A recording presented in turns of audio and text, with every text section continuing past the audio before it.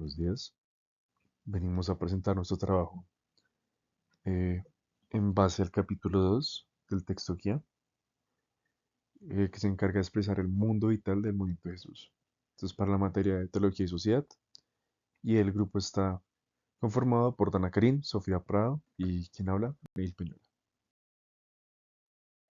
Entonces, hay que entender el objetivo principal del texto, ¿sí? Y es en sí el que invita al lector a entender el contexto de Jesús, entender en qué sistema está involucrado.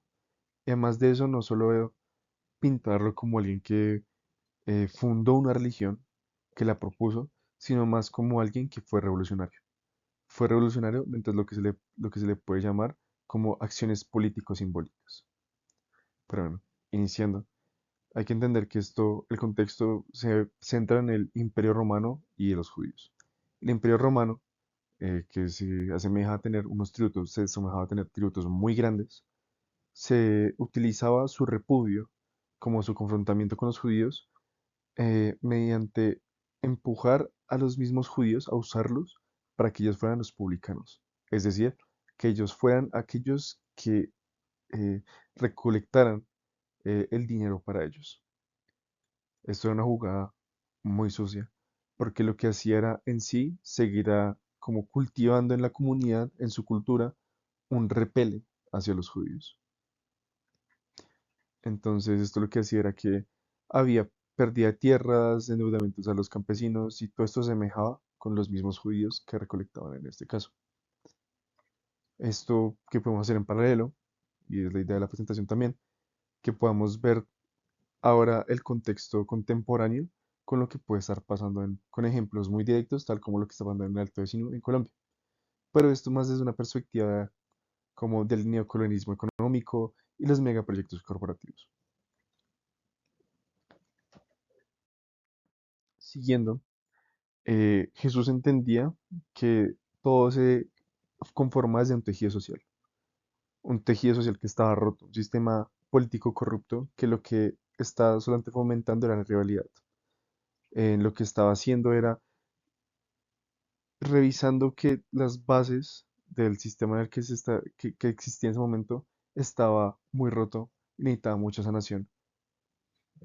Y lo que iba a hacer era, obviamente, además de ataques culturales, en hacer una desintegración interna de su base, que es la población, mediante la creación de muchos grupos, que entre ellos mismos tenían, dif- pero tan diferentes perspectivas, que la única forma en la que lograban comunicarse, entre muchas comillas, era atacándose a sí mismos, entre sí mismos. Entonces, frente a la crisis, ¿cómo se puede ver un poder que corroe? Y también cómo se puede ver una revolución de los valores, que es lo que hizo Jesús. En este caso, entendiendo otra vez, desglosándonos, se encuentra el paradigma de la violencia, el paradigma de la violencia, como la realidad absoluta en la que se encontraban las personas. Habían celotes que se encargaban de atacar a que sus rivales, y hoy se puede ver también los insurgentes y los actos armados, ¿no? De violencia, las guerras continuas que se pueden ver en Colombia, aquel paralelismo. La acción política del símbolo, que es lo que se habla que hizo Jesús, son acciones que transforman sin armas, son acciones que en sí atacan muy bien al sistema sin necesidad de armas y lo que hace es sanar esa base que se vive ahorita. Entonces, ¿cómo lo hizo Jesús? Primero hizo una comensalía con los mismos pecadores, con los leprosos, los curó, rompió esa brecha que había entre las personas y lo que hizo fue la inclusión. Con esta inclusión lo que hizo es simplemente empezar a juntar a las personas, a hacerlo mediante eh, el, el- la conversación, mediante el compartimiento de un espacio, mediante no solamente dejar de decir como los bordes, no solamente psicológicos, sino también eh, georreferenciados de como este barrio, por ejemplo, en el día de hoy, es de esta banda, de esta ideología, de esta religión, y el barrio de allá es este. Lo que está haciendo es decir, ustedes pueden caminar por mis calles y yo puedo caminar por sus calles. Y bueno, aquí encontramos que la acción más subversiva es hacer pedazos las fronteras de la exclusión. Ya vimos cómo Jesús llegó, incluyó a los judíos, incluyó a los pecadores, a las zonas más oscuras, digamos, de la sociedad y las reintegró. Mediante el perdón, las reintegró y las volvió sociedad, curando esa base que se iba a quebrar y iba a romper todo el imperio.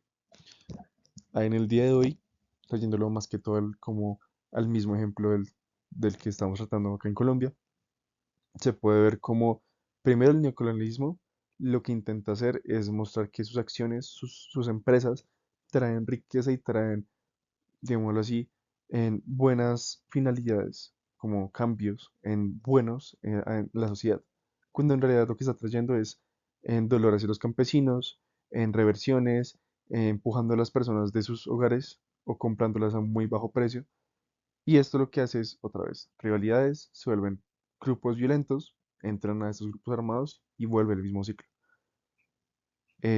Esto le importa, no le importa mucho tampoco a las grandes empresas porque lo que les importa es poder recoger recursos, como explotarlos, más no a la sociedad. Y si es una sociedad la que rodea estos recursos que está inestabilizada, que está con valores muy rotos en base, significa que es más fácil entrar y vender esta idea de que van a ser buenos.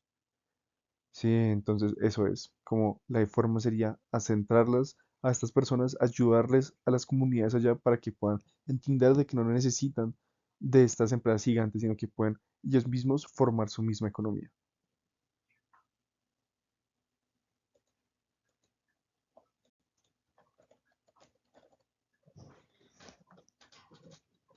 Y bueno, aquí en esta misma pantalla, en esta misma imagen, en este mapa conceptual o mental, se puede ver de una manera más desglosada todo el proyecto, o toda la explicación de lo que Jesús llegó a hacer.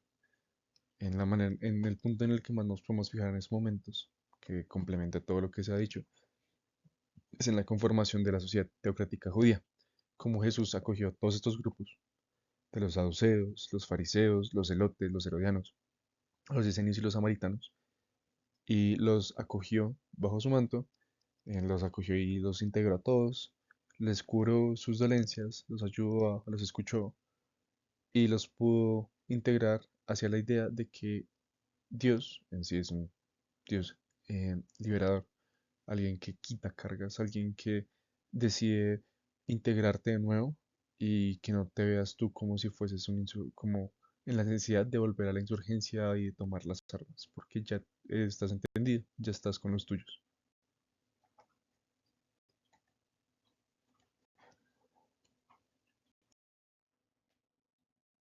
Y bueno, ya más para adentrarnos también a lo que pudimos aprender, a las conclusiones que pudimos desglosar o extraer de todo este contenido, fue que la revolución de los valores es la condición indispensable para el cambio real.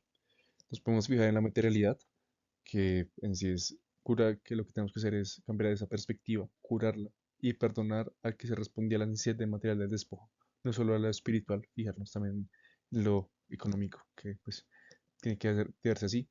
En la subversión es sentarse al lado del excluido, ayudarlo, escucharlo, hacerlo sentir que es parte también de la sociedad. El cambio estructural, sin transformar los valores que sostienen el poder, se entiende que si hay una base rota, ninguna ley va a perdurar.